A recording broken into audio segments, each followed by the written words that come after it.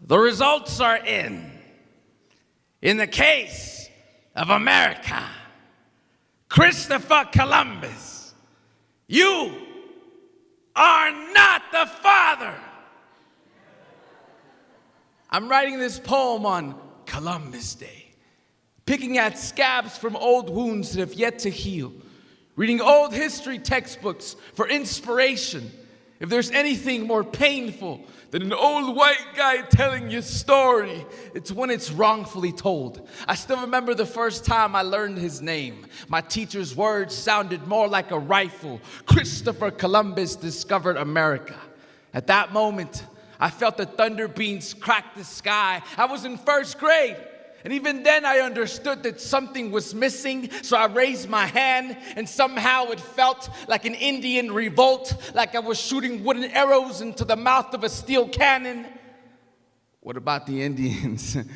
How can you discover someone where Mother Earth already spoke our name into existence? And Mr. Washington's eyes turned into smallpox, into blankets, ready to exterminate any question that I had.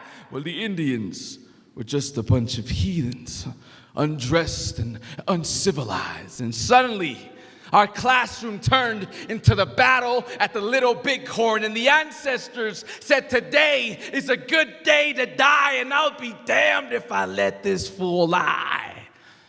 But I was 7 years old. Excluded from Thanksgiving dinner, the scoldings I received felt like massacres at Sand Creek, like braids being cut off at boarding school. They say the only good Indian is a dead Indian. So they cut our hands off if we didn't bring enough gold. And if you really wish to exterminate the savages, you must start with their children, because nits make lice, and lice are bloodthirsty. But here's the irony.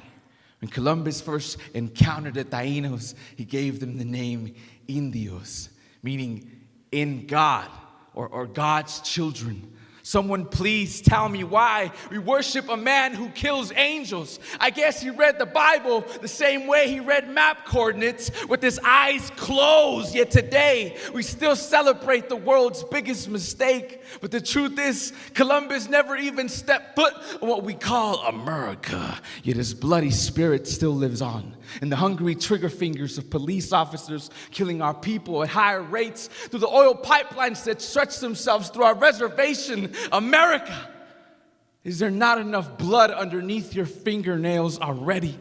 You've tried so hard to bury us underground, but you forgot that we were seeds. A red tree will still blossom, and you will never cut us down. Thank you.